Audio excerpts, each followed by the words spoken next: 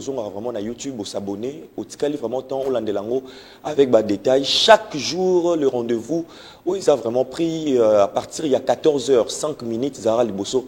Il y a télévision pour Rolanda Bisso et ça la kitoko makasi to le bela mayamboka to pesi bino mote bozomi na bazuwele bobenga kibiso ebele bozomi na Kindu bozomi na Tanganyika bozomi na Lubumbashi bozomi na États-Unis bozomi na Canada bozomi awa na Kinshasa bozomi partout tozomona que mosala eza kokota kitoko soso leli ya lelo ebandi tozako ko rendre hommage pe ko kanisa oya zali Lumumba bozomona même que voix na ngeza vraiment bien parce que sali musala makasi pour l'accès bino ma ebele au bomona lelo to yambeli bino lisusu invité au bosinga ki ebele que toko kompe ko zongisa et na calendrier na ba carnet un peu chargé to yambeli lisusu tinu chike va to robeta ne ba masolo tina nini pour comprendre que lelo loko les amae toujours penser na Lumumba c'est-à-dire toujours penser na ba kufa ki lobi to penser ki na Mose Kabila lelo arobimisa biso un peu façade mususu il y a Lumumba to comprendre ngo mais ba question eza tellement ébélé ndeko benga papa benga mama leki benga papa leki benga mama kolutu bozo ba biki na ba papier parce que boroko mama e autom sunon botikala koyoka te lelo bazo betela biso lisolo ki mbangu. De l'autre côté, tu as qu'il solo à Jésus, mais ne comprenez pas ça retourne à la question. Tout sambeli façon nyonso, tout qui na l'église, tout qui na stade. On a fait nyonso to koke ko sala to sali, mais nini to salite mutuna to komi tuna to sala le susu nini tino aroye biso mai mingi oyo abombela ki biso tino mbote na yo. Ah mbote yenge kieno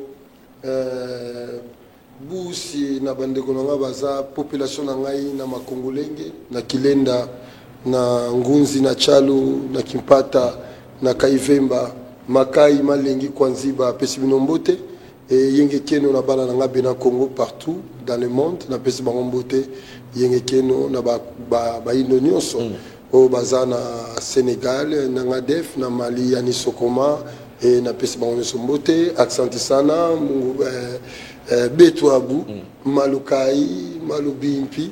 Voilà mbote. Et mbote na kulitu na nga nzinga na Congo Brazza, na maman, na madame, na famille sur la pesi mbote. Voilà. Alors, tu rappelez très bien que Tinu Chikeva azali représentant légal, il y a Lingomba ou Yabangunza, Oyo Bengi na Bena Congo, et puis azali pe représentant, topé dirigeant, il y a chef coutumier, il y a qui Mpuanza, il y a Bana Congo, et azali pe lisusu pe Tinu na mabele ya Kai. Na Makai. Makai. Pontine za na ngoka ka dénominateur commun ba roi nyonso. Ba titre belé bongo yo. Makai yengolo ba souverain. Lengeza komba dynastie na biso. Et Kwanzi Bangolo ba muto ata sali kamunzamba ko condamné été. Donc nakolo ba me batumba yo isala ngolo tenzamba mona ne mabete ba koko ba mona mabete. Voilà. Il y a des totems ya pouvoir na biso Kwanzi ba. Au-delà de ça, autangi égyptologie, autangi politique, autangi religion, natangi pe sciences religieuses, l'Institut catholique de Paris. Na salle égyptologie par grand professeur Govi Gomez na Paris, na PC Mbote vraiment ba koko ba pambolae.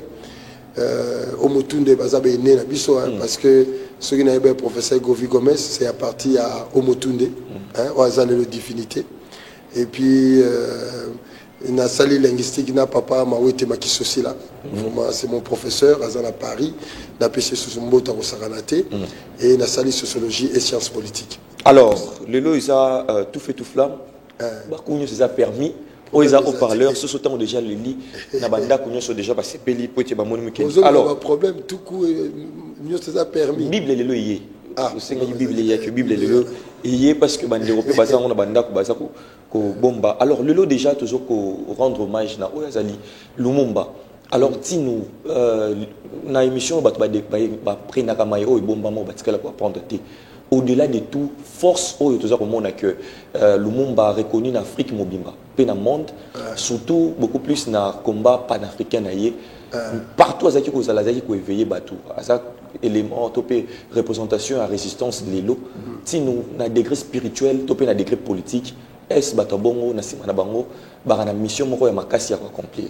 Bon, exactement, Lumumba c'est une grande divinité politique na vision impérialisme contre Mundele. et discours a fait un vie na le bayango et puis combat na l'accès yango tanga kufa bat babuna na Nations Unies so ke na Mali au monde statut Lumumba ke na IRS au monde université Lumumba. Donc Lumumba c'est une grande divinité politique planétaire. Donc mutu nous sabengaka Lumumba a vraiment soutenu la dimension planétaire ya rosakanate. Alors la vibration Lumumba a zo vibré que le Kabila. Ça c'est un, on doit les reconnaître. Oui, oui, parce que mort il y a Lumumba et l'obéli Mokili Makasi koleka ya Laurent Kabila et Lumumba a vibré même koleka Mobutu. Ah bon? On doit reconnaître. Parce que baza ba divinité, tout le monde a ba force ba divinité par rapport à champ d'action là bango. Champ d'action là bango ne ba vibrande ba renyaka. Yangwane la semaine Lumumba c'est une grande divinité à Rosakanate. Donc mboka na biso ezo senga na combat ya libération na domination ya Mundele ezo senga ko invoquer ba tuloko ba Lumumba. Ça c'est un. Deuxièmement, tu as appelé besoin de Mobutu parce qu'il y a le bas recours à l'authenticité. Et aussi, il y a besoin de mais Azar déjà force Moko parce que mon Moutsora Koufi, assisté mission à Mokilité, tu auras besoin parce que pour permettre Bissika Zali à continuer comme ça la même mission bandé comme ça et pour permettre à payer ba karma nae ce qui par exemple comme ça comme ça la bandé ko ba c'est la que so ka kufa qui na paradis tes paradis tes paradis pardes les ali comme moko cimérien ngoloba la demeure des divinités est-ce que ba divinité ba vandaka je prends l'exemple d'un paradis et ça d'abord cimetière Bankunda Kitambo Kinsuka Kimbanseke Nécropole est-ce que ba kufina biso ba vandi yango ne to bengi paradis Congolais, paradis na biso, cimetière na biso, c'est très sale. Paradis. Mais salité on a se fait exprès pour besoin moi que ça la séparer na ba kufi na bino parce que ba dire Jean Mokilo za ba kufi ba va na cimetière. Ba on va dire Jean biso. Bah on a même en France bah ça la Panthéon et Panthéon la demeure des divinités et ce que bah tchaga bah grand union sur bah sali il va marquer histoire en France bah Simone Veil bah tebele bah ça la kuna donc cimetière et ça et là bah sera en côté d'abord comme cimetière le but doctoire mais biso za nkunda biziami nkunda sur bah le sali ndako evandi bateau bah ça à l'honneur bah yango mona so kundi mutu na mino malamu to bibo kundi e mabe bo déshonorer. Donc, tant que mon abatombo on est abatron, ce que ça les monde qu'on a tomboté, à robimela bimon, à zopolarambula. Donc voilà. Et d'ailleurs, ce botali l'image il y a cimetière, ça peut image en bokanabino. So salité dans la cimetière, bokanabino est la salité. Une fois on a coutana na son excellence Ngobila, et ça qui na elenge, ça n'a pas ni nabi un grand projet à Kini Bopeto za kombo en Zambé. Mais pour le réaliser, il faut commencer d'abord dans la cimetière. Cimetière faut être nzela pour bosser nzela. Tant que cimetière est nzela, nzela mon côté au marché. Tout bon de ça les gobando toujours au béba. Donc c'est créé à Congo pour développer le Congo doit commencer dans la cimetière. Pas qu'on s'est parce que cimetière des vraies réalités. La vraie réalité, on a le bango ba initié bazo kanga ba yebi. Et derrière dans le bien monsieur ba sépélité parce qu'on a dévoilé le grand secret. Ce par le cimetière ne ba dominer Rabatou. Et l'impérialisme a mindé les fana na kata cimetière on va ça la ba croix de la rose croix. Moi ça ba rose misato. Et yango wana et puis ba comme rip qui est un mot de passe à franc-maçonnerie, même à Rose-Croix, qui signifie principe intégré, renouvelé. Il y a des cimetières partout. Je ne pense pas que tout le monde va condamner la franc-maçon. Mais RIP déjà. Merci d'abord. Par P, un principe, la connaissance, les savoirs. Par I, un intégré, transmis. Par R, et renouvelé. Quelle est la connaissance renouvelée? La connaissance judéo-chrétien, il y a christianisme, et renouvelé par ta mort, au comme maintenant au service, il y a civilisation occidentale. Au service sous le peuple nayoté et la croix et sa clé mobimba bakoko na biso ne faisait pas ça. Donc pour libérer batuna biso bakufa au bazana bankunda il faut commencer à casser ba croix et bochaka sous répéter pour batwana ba bima bazwa moyen ya kopesa biso makasi parce que monde et marchera na principe il y a dualité de la fusion au bébé la sexualité sacrée la sexualité sacrée ya ngone nzambe comme on est sexe nzambe. Comme on a dit, sexe, son vrai nom, celui qui nous a fait exister, la maman là s'appelle sexe. Parce que tout est par sexe. Net studio, tout ça, le sexe, na micro, na bateau, na studio, na bango, na bani, maintenant, balamoko bateau, na liban, na batalibiso. Tant aux olamba pondu, na madeso, au sali mélange, on benga au sexe, la fusion des éléments. Donc on ne peut jamais réussir quelque chose si nous ne sommes pas dans l'unité. Donc sexe, c'est-à-dire aux hôtels, c'est qu'ils mélange, il y a deux éléments. Deux éléments ou plusieurs éléments. D'ailleurs, les chrétiens pour comprendre la vraie interprétation ésotérique de la Bible. Dieu est là. Et quand on dit l'amour, c'est la fusion Zola, Zolé. Voilà, alors, Tozo qui est un peu, Namayo, tu m'en relobas, c'est un peu très important. Et là, on a pour retenir déjà, on a rubrique que Tozo parlait Lumumba, que aux hôtels, c'est Naboko qu'on a biso, qui sont Moutakufi, Bazar honoré Sikanae, Bazo Bongisa. Oui. Et ils ont ça là que ce Bazar a besoin d'ailleurs bien à qui peut assister Bango. Exactement. Mais biso le lot, c'est-à-dire que, oui, il y a Congo, il y a Africa. Les lots, ça, les relations sont bisoté. Oui. Et le discours au roi belge, prêtre que bon péché bango quoi, c'est-à-dire que c'est vrai ou pas? Et ça est vrai parce que Jules Requens, au Asala qui discours on a ministre, ministre à colonie, à ça qui est missionnaire. D'abord c'est un maître maçon. Je ne suis pas contre le franc-maçon, mais la franc-maçonnerie, c'est la culture nabango, et ça modèle nabango, c'est moi je défends ma culture à moi qui est la culture Congo. Donc à l'Obinin, c'est un maître initié qui dit ceci, empêcher les noirs, babenga ancêtre nabango pour baroyo kabango barobik sabango. Mais botali sabango ancêtre nabiso pour baroyo kabango te. Raison pour laquelle tant aux benga Saint-État, au côté, tant aux benga Saint-Jean, aroyo côté pas à kokona yote, abota yote yebiote. Tant balobi mozalis na yo ya parce que par l'acte sexuel va faire résister yo. Même dans le monde supérieur, ils sont là peuvent intervenir pour nayo, peuvent intervenir pour le Congo RDC, peuvent intervenir pour le Brazza, l'Angola, toute l'Afrique, mort wana. Donc mort na biso, ceux se réconcilier na bango, c'est là où commencera la libération ya mabele na biso. Même bateau bazana est, ceux qui sont à est. Pour résoudre le problème à guerre wana, bakende kande na zolo baboy. Bakende na midi, ton à minuit, ton à 18h, heure mokile kutanaka. Ba mema tondo, luzibu, sangu, nkasa, kinyomba. Ba mema sukali, ba mema nguba bitabe nsamba makasu. Babuki bakwa, pesi batola biloko wana, bazuka mabele na baboki ngo 3 fois liko, babiki mbangu ndungunu, to mona boy, bakoko bobima, bo mona ba phénomène sala osangalté na nini.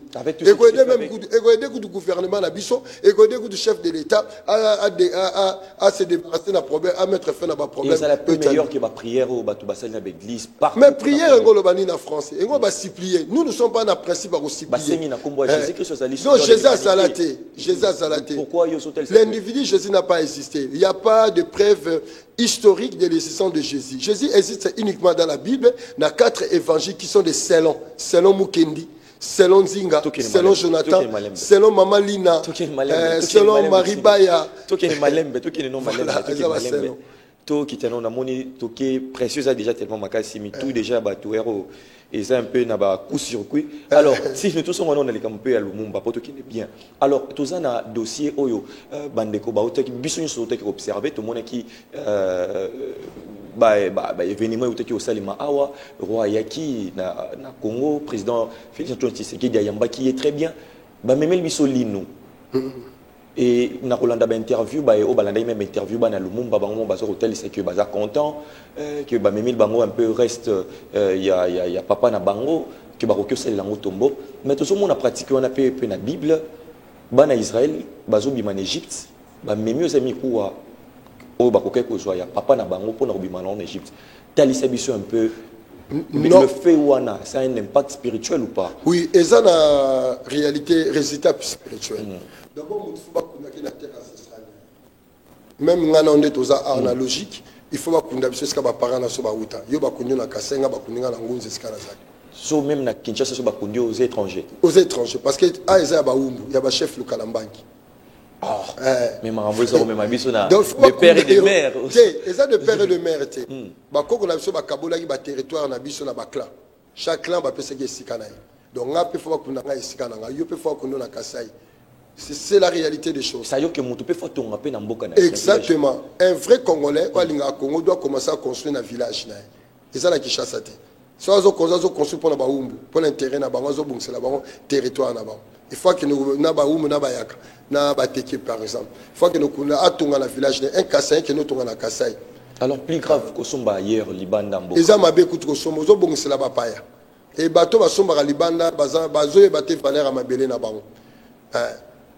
Bazo ba valeur à mabele na bangote bazo bongisela batu mususu ba barakia ko kianga na kanga bongisande oyayo pourquoi wole lo bongisela batu mususu pourquoi ton entreprise na Afrique du Sud pourquoi ton abani nani tonga ngo na Congo eza mabele no mabele ba koko na yo bongi c'est sika na yo qu'on ne veuille pas nous avons de nos Congo et nous sommes liés na mboka o d'ailleurs yo na ngai to lota ndoto na lingala to lota ngana vandi na poto 20 ans na lota na poto te na lota akara Kinshasa bien que nazaki na Paris na otambola ba Château Rouge Gare du Nord mais na lota akara Lemba Matete pe na lingala ozomona c'est pour to réfléchir pe na langue na biso donc ozong sa mikuwa to lino ya Patrice Emery Lumumba bon ndeto yebi ke le gouvernement a siré biso zaki lino na e donc ça très bien parce que même ceux qui n'ont pas important, même les alliés, même pour s'en autres les alliés. Donc, aux hommes sango, quand on a cerqué, ça qu'on aurait, qu'on paie sa esprit en la place, au bâtonnier sur Bako, qu'on ne peut pas bengaye, aya, abundabitumba Congo. Alors, en tant que divinité, c'est-à-dire que le dengue yabongo, tu peux pas occuper au bel lango pour na. Mais oui, mais au gros bengango, mais ce que c'est qu'on a échangé, on a gouvernement ligaté, bel lango nandaku, n'est-ce qu'on a go bengango nandaku, la go bengi nandaku aye. Ah oui, donc même, c'est-à-dire que l'orignon sur Yamoto à Koufa et ça n'a valeur makasi. Et l'orignon même Suki, même Linzaka. Cette pratique tout le monde a bien awa, même na bas cimetière na biso, na ba investigation na biso, bazana ba place na bango, bango ba tumbara bango, bazoka poussière oiki na mboka na bango. Donc basala on a tina parce que bayebi que Koufa na mabela ba tumsu za kozala ka. Donc et ça pas forcément cela parce que tous on a deux catégories à peuple sédentaire na peuple nomade. Ba peuple nomade ba tambolaka, bazaki même la idéalité de construire un cimetière. Raison pour laquelle ta ba tande ko Koufa nzela faut ba tumba pour ba conserver ba ni ne ba kenai. Mais biso devant les resika il faut construire un cimetière. Parce que cimetière, c'est quoi? C'est l'image du paradis céleste, du monde supérieur. Alors, quand on a vu ça, on a cristallisé, on a mabélé, il faut tout vendre, il faut tout construire. Et si Kamoko et permettre à chaque fois nous avons besoin de alors, pour clore ces chapitres, la divinité Nini Obazo vivre Makasi, parce que tu as déjà le monde qui au-dessus même, il y a Kabila. Oui, au-dessus même à Mobutu. À Paris, basé belé bon au moins pour y ba caractère et pouvoir na bango na ba fin na ba mort na bango ndenge mort ne ko impacter le monde ndenge on a pour y ba force Etienne Tshisekedi azali azape moko ba divinité makasi so doté na parcours Etienne Tshisekedi binomo boloba bango azali le père de la démocratie tellement makasi donc du coup maintenant Etienne Tshisekedi quand vous voulez bobu na bitumba la démocratie face à la dictature vous devez appeler Etienne Tshisekedi à Rosala. Voilà. Alors là, le dernier fils, Elohim Mangele, s'est rebalancé Bisso et les Mamoko, de façon que tu clore un peu chapitre et puis tu recota dans le sur Mozino parce que si j'ai au bazar vraiment causé la makasi. Alors, et c'est un peu reportage autre Rolanda, toké kuna na lemba ici kawapi ndeko topé mbuta bonheur. Et le monde a bandé pour nous sur Yapuna basangana qui pour nous rekende ko s'enrouler. To Rolanda élément et puis tu resonga tout juste après. Kongo mboka bakoko batikela biso Kinshasa mboka ya banka lokola pelemba ezalaka na bakolo nango bandeko balandi ye nani mbuta makiadi dodokolo oyo kamera ya haut-parleur tango ekitaki awa tokutaki mobange na batu oyo nyonso boza komona eza base na ye oyo bayaki ko accompagner ye po akende ko s'enrôler tala sikoyo tango basanganaki ye moko pe inde ligne 11 et l'on a base na ye pour na kokende ko s'enrôler pour na ko talisa exemple kitoko pour na congolais nyoso aye ba kolengela pe ko pona batu oyo ba ko kamba avenir ya mboka na biso Congo et à koti carte pesa marate et pesami botala siko na bimeli na ye ndenge ye longo na base na ye ndenge balobaki bon ndenge kaka ndenge événement ezali na mboka na biso lelo tozo kende na ba maponami. Avant aucun n'abama ponami et c'est nous premièrement il faut qu'on s'enrôler. Yangwano moni soki bo moni nga na ena mbasi ya bato ebele boye et ça premièrement pour nous repousser bango ba kende ko s'enrôler et d'ailleurs nga mon appelle exemple au moni carte na ngai na s'enrôler. Donc yangwana pe nazo tinda ba so bazali awa ba kende ko s'enrôler yangono moni tina ko sala nga awa yangwana. Boyende ezalaka mbuta makiadi dodokolo biso totombelio Mukako soa soso aleli kitoko. Alors pour clore toujours dans l'obaki et ça l'investigation moto salaki et zopé ça passe makasi et surtout que bande konabiso na est tant bazolinga biso na mayosa kolekana tout ça toujours de cœur dans bango mais ignorance eza na kati ya peuple congolais ezopesa pasi pe mawa lelo tozobeleka Lumumba tozokende kolanda élément oyo toproposé bino na constat tosalaki et puis tozonga tout juste après ko décortiquer ba page mosusu to pe ba sujet mosusu toza nango très important tambola na mokili omona makambo ndeko ndimela ngai na Congo tala neti awa tozali na commune ya Mangobo plus précisément na province ya Chopo esika wapi constant oyo tosalaki awa landa lisolo esika oyo ozali komona ezali esika oyo wapi père ya indépendance ya mboka na biso Congo pelit na ye oyo asala ekenda sango mokili mobimba ye nani Patrice Emery Lumumba oyo abandaka komba na ye esika oyo tangu ezalaka nanu professeur Kisangani bandeko balandi bondi melangai ezali esika wapi asanganaka na bato nyonso oyo bazalaka ba résistant pour la première fois na année 1958 na kati ya mois ya octobre bilenge ebele balandaka Patrice Emery Lumumba nesika oyo po makambo alobaka elamusaka population na ndenge ya 2 fois te ya kokamo ezake na Afrika mobimba na ba recherche tosali plus de 28 pays africains ba pesa Lumumba ba veni ba quartier nyonso wana ba pesa ekombo pour na honorer komba na ye mais ya kokamwa esika oya bandaka komba na ye pour la première fois bandeko botala ndenge koma ngaye soki osoluka kosomba cercueil na kati ya province ya Chopo tale esika bayaka kosomba cercueil yangoyo oyo paso luka mbetwa kitikwala kopalangana te place kokuta ngo yangoyo mbetu pe kutu ya mabaya oyo kulala kitoko bana nyonso ya Chopo bayaka na bango esika oyo ya kokamwa ebele kutu lelo bayebi na bango ta histoire yango te ya kokamwa pesa nini tokuti na ndenga sima ngaye ba maître pe babima awa tala neti oyo gauche droite kaka esika Lumumba bandaka komba po ete mboka oyo ezala indépendant est-ce que bato boye to somi tuna bakozala facteur ya développement ya mboka na bango biso to kamwe soso aleli po ete misale banda po ete makambo boye esila ya boye kitoko ta voilà un reportage qui dit beaucoup vraiment so en Afrique mo qu'il baza ko honorer ba oya biso moso tozoyi ba ngote eza isika moko ko to ba ko bongisa biso et comme atelier moko touristique esika wa ba ya kenda ko visiter mais on ngeke ça la ta bien que et si la boye tozo perdre histoire na biso tozo déplier ba toujours histoire ya bato mususu mo na fanda na pembeni afanda na commune ngaliema pembeni ya fleuve maibeta histoire ya fleuve na été ayibi kaka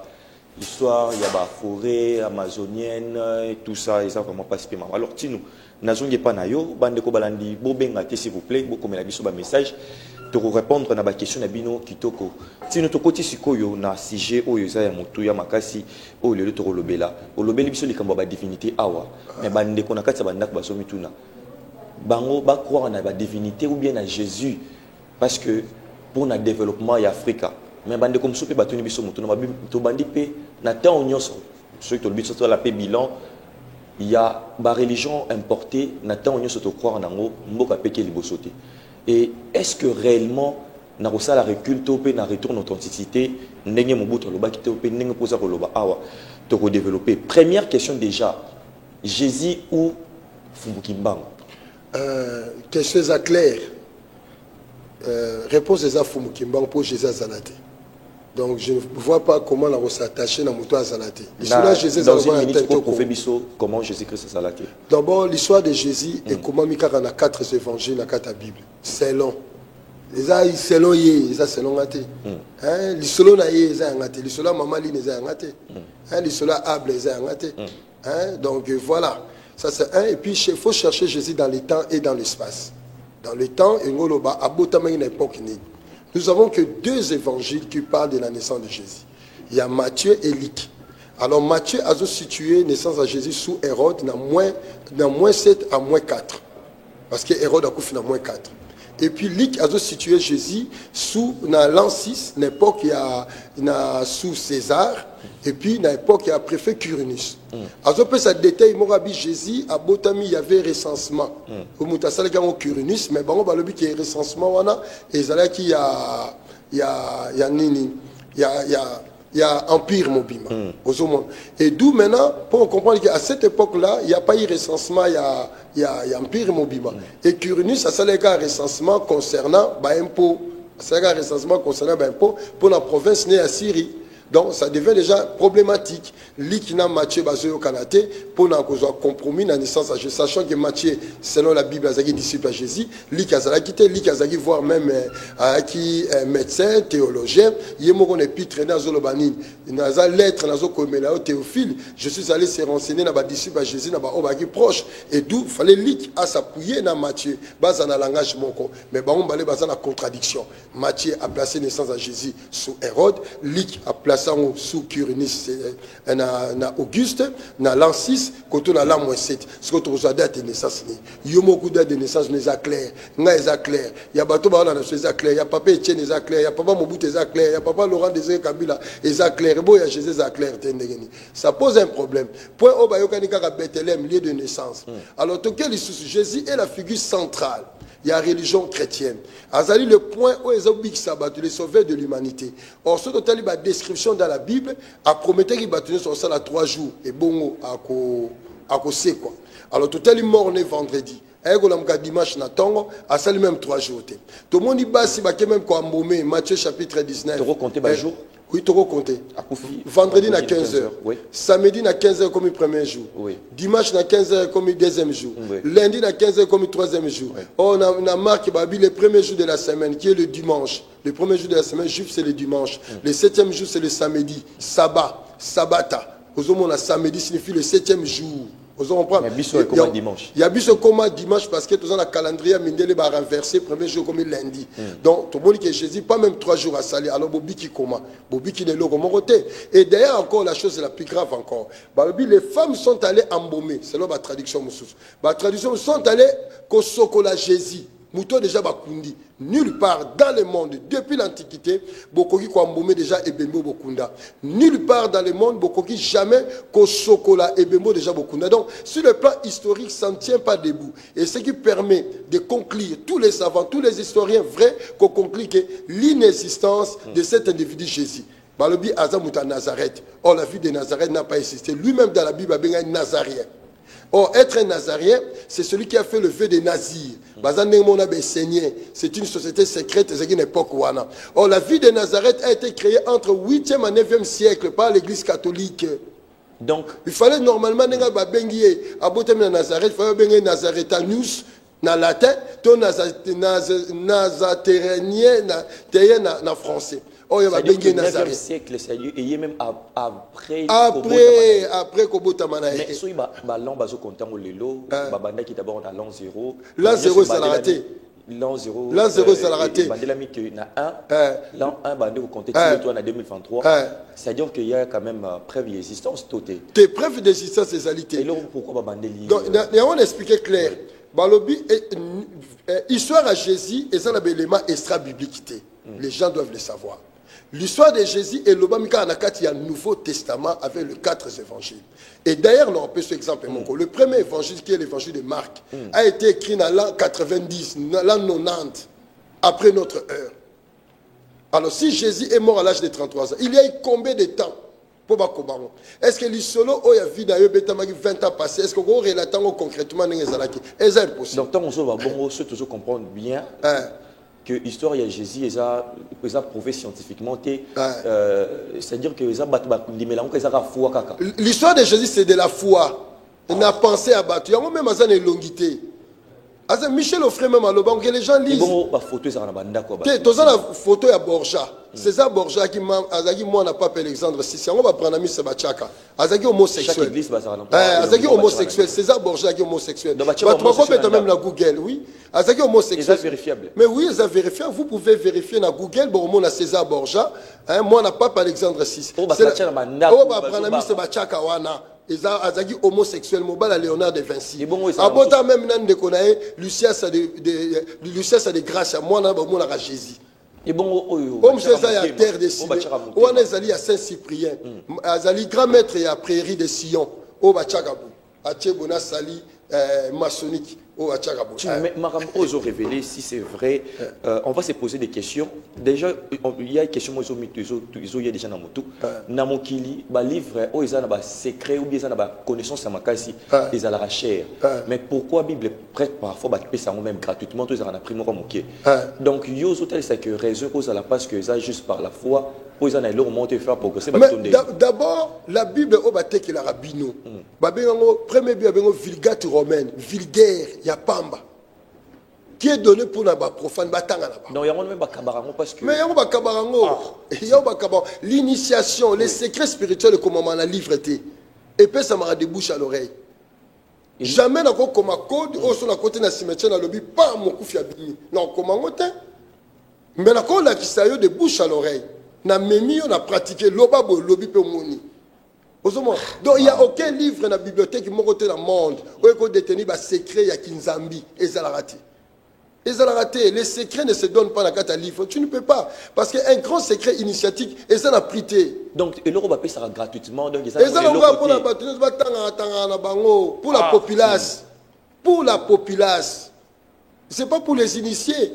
Vous croyez un initié à côté secret dans le livre, il y a un Amazon, il y a un jamais. Bandeko bazolanda toujours qui est un peu côté à téléspectateurs bazotel c'est que depuis ancien temps ou bien depuis ancien testament Jésus là déjà il a été déjà prédit beti masolo na Esaïe tout ça déjà bazoko prédire il y a un événement na avant dans la village dans l'ancien testament ben il y a na communi. L'Ancien Testament, d'abord, l'Ancien Testament, regardez, Ancien Testament. Il y a le Nouveau Testament. S'il y a le Nouveau Testament, cela veut dire l'Ancien Testament n'a plus de valeur. Il faut pas l'homme là. Et d'ailleurs, quand on parle d'un testament, qui a un seul testament, papier, alors, c'est monsieur qui a rédigé l'Ancien Testament. Testament, qui a écrit ça? Qui a écrit le livre? Qui a écrit le livre de Genèse? Qui a écrit le livre Yaboué? Après ça, qui me donne la réponse, qui me donne le nom, il y a testataire. Parce qu'un testament, quand on parle de Moïse, avec ses 5 livres, Moïse n'a pas existé. Moses, Mose, et pas d'habitude, Mosengo, Mosengo, initié Nango. Le fils de Ngo. Exactement. C'est un titre royal, un titre initiatique. Ce n'est pas un nom propre. Un Mosengo, c'est un grand initié. Et puis d'abord,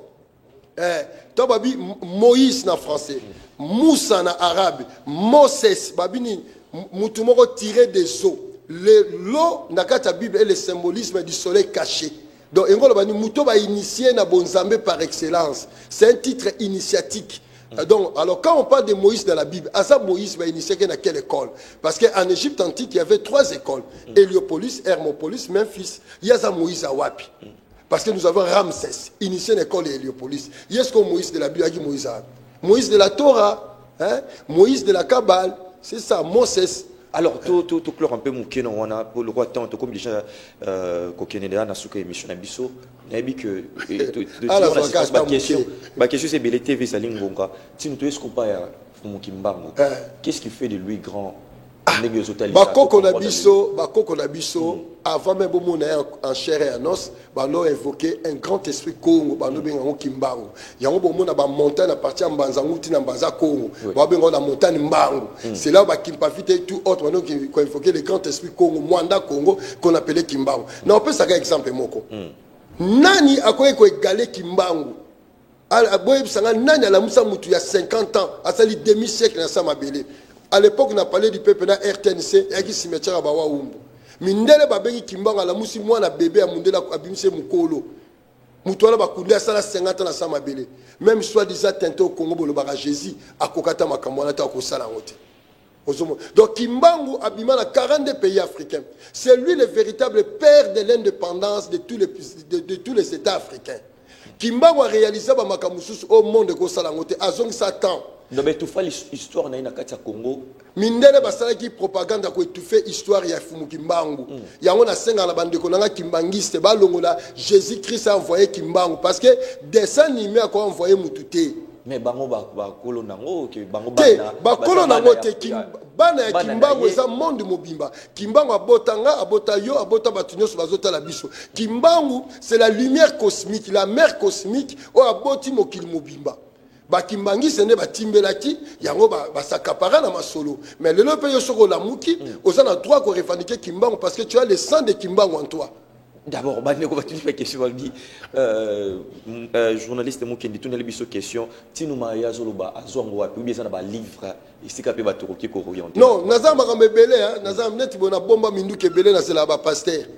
Na zela ba pasteur. Ta ba roya ba défendre Jésus en na obeta beta. Non, ba ça peut ba facteur ou ba faire équilibre ko. Ba pasteur ba ça ba facteur ba zali bana ya ba catholique, bana ba protestant, ba ça ba facteur oyoyo. Bazali ko continuer pour le néocolonialisme en Afrique. Et d'ailleurs, tous les mouvements chrétiens ont géré le christianisme coalition, pas Pat Robertson.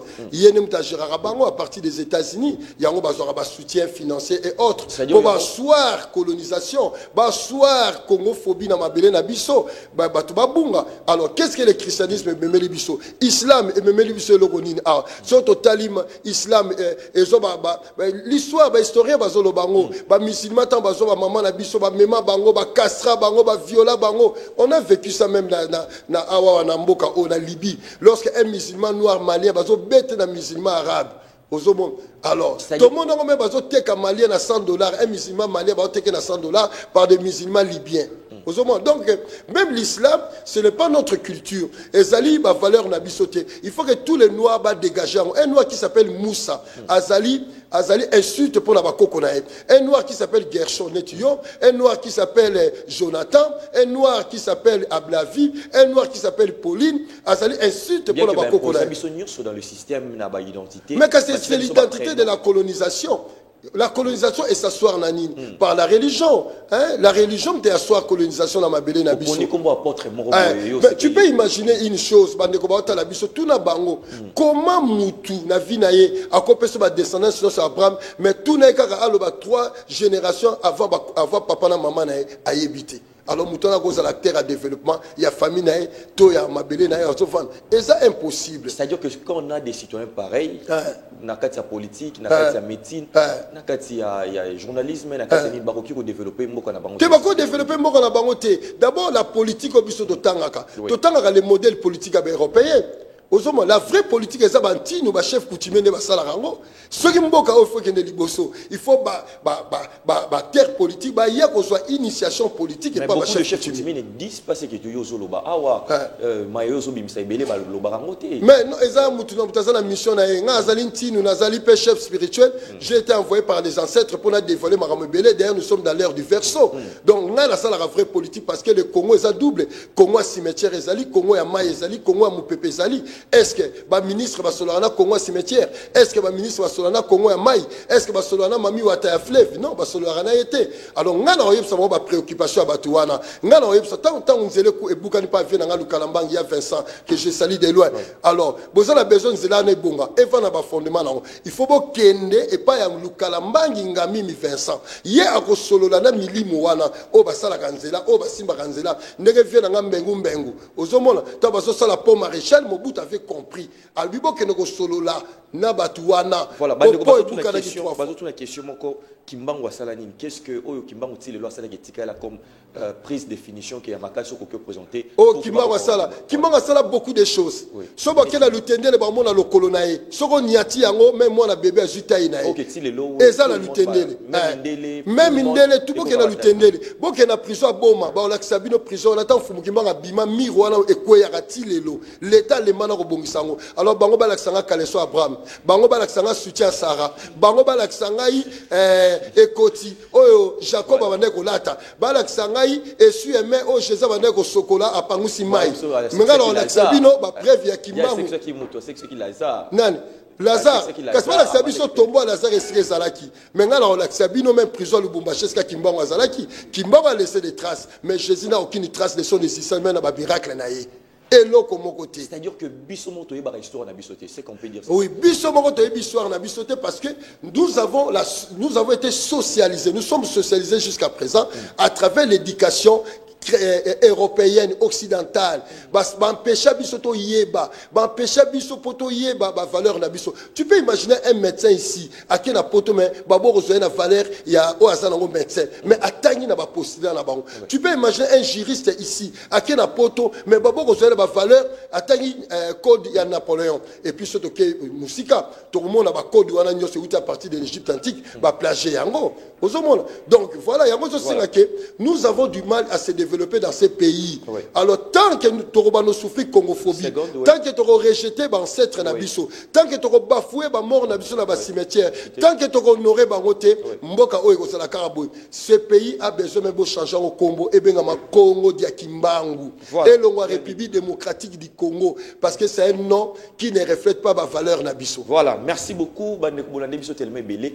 Ba question ezali trop ya rolobeza ya mingi parce que mayozo sali lekana na Congo botela neti mayozo ki na Kasindi esika wapi na bande ko bakende ko sambela mais bakuta na bombo explosé ba terroriste tout ça marambo belé ezo pesa pasi makasi mayozo lekana na Congo soki biso moko tozo ba lisono na biso te déjà batu bakokyo ça déjà ba investigation to koma na lutendele total vraiment les kolwana. C'est-à-dire que biso monso to yebi ngote baza la Kinshasa ezo pesa pasi pe makasi.